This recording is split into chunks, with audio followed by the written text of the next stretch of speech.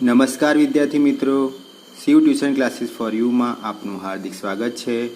વિદ્યાર્થી મિત્રો, આજે આપણે જોઈશું ધોરણ 5 વિષય ગણિતમાં અસાઇનમેન્ટ સોલ્યુશન ભાગ 5. આપણે જોતા હતા પ્રશ્ન 3અ. એમાં આપણે જોઈશું ત્રીજો પ્રશ્ન, નીચેના માપના ખૂણા રચો. તો આપણે પહેલો ખૂણો છે 65 અંશનો, તો આપણે 65 અંશનો ખૂણો રચીશું. સૌ પ્રથમ આપણે એક કિરણ રચીશું.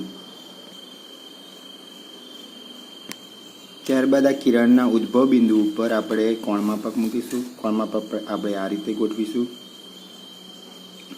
કે જેથી કિરણનો ઉદ્ભવ બિંદુ, ઉદ્ગમ બિંદુ અને શૂન્ય એક સરખું એક લાઈનમાં આવે. આ રીતે જે તીરવાળો ભાગ છે એ અહીંયા આગળ શૂન્ય એક સીધી લાઈનમાં આવે એવું ગોઠવવાનું છે. પછી આપણે જોઈશું શૂન્ય પછી 10, 20, 30, 40, 50, 60, 60 પછી 65, તો 61, 62, 63, 64 ને 65. તો અહીંયા આગળ આપણે ટપકું કરીશું, એક બિંદુ રચીશું, પછી કોણમાપક હટાવી લઈશું. એ બિંદુને અને આ કિરણના છેડાને એટલે કે ઉદ્ગમ બિંદુને બંનેને જોઈન કરીશું આપણે,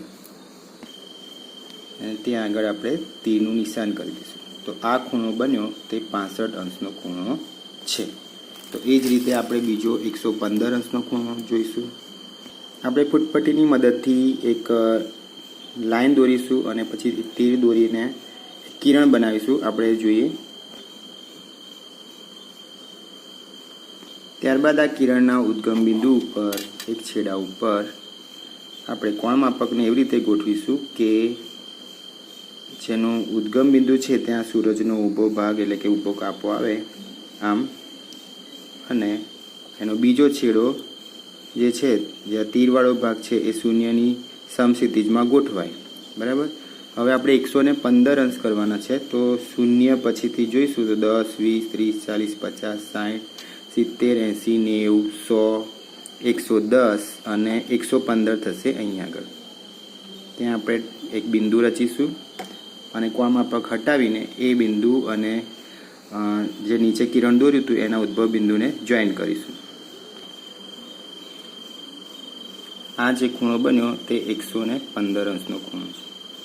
તે જ રીતે આપણે 90 અંશ અને 45 અંશના ખૂણા દોરીશું.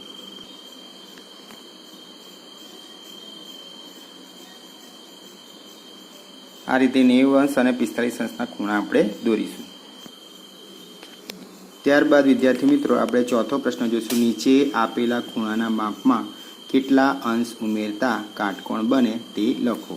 તો પહેલો પ્રશ્ન છે 70 અંશ વત્તા ખાલી જગ્યા. તો ખાલી જગ્યામાં આપણે કાટકોણ બનવા માટે 70 અંશમાં હું કેટલા અંશ ઉમેરું તો તે કાટકોણ બને. તો આપણને ખબર પડે કે 70માં હું 20 અંશ ઉમેરું તો તે કાટકોણ બને. બીજો પ્રશ્ન છે 28 અંશ વત્તા ખાલી જગ્યા. તો 28 અંશમાં હું કેટલા અંશ ઉમેરું તો કાટકોણ બને. તો આપણે જો આપણને એમ સીધી રીતે ના ફાવે તો એને આપણે દાખલો ગણીને કરીશું.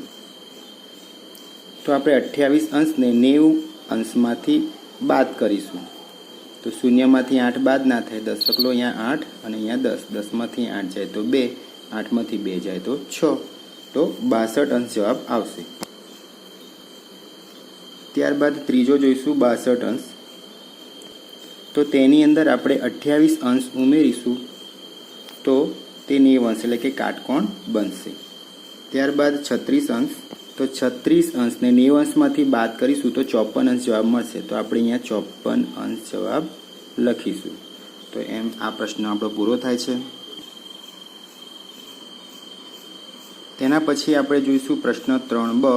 મણકા ગોળી જોઈ સંખ્યા અંકોમાં અને શબ્દોમાં લખો. તો વિદ્યાર્થી મિત્રો, મણકા ગોળી સાવ સહેલી હોય છે કે મણકા આપણે ગણીએ અને એ સંખ્યા અંકોમાં અને શબ્દોમાં લખવાની. તો લાખના ખાનામાં 7 છે, 10,000ના સ્થાનમાં 5 છે, 1000ના સ્થાનમાં 3 છે, 100ના સ્થાનમાં એક પણ અંક મણકો નથી એટલે આપણે શૂન્ય લખીશું. દશકમાં 9 છે અને એકમમાં 4 છે. તો સંખ્યા અંકોમાં થાય 7,53,094. તેને શબ્દોમાં લખીએ તો 7,53,094. એ જ રીતે બીજી મણકા ગોળી જોઈએ આપણે તો અંકોમાં સંખ્યા થાય છે 5,07,537.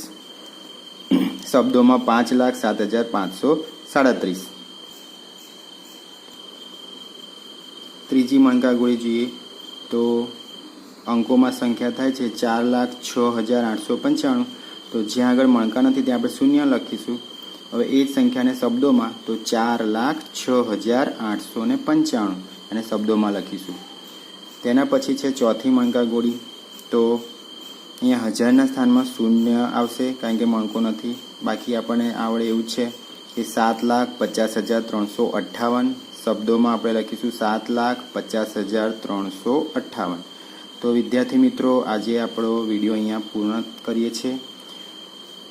ફરી મળીશું નવા વિડીયોમાં. આવજો.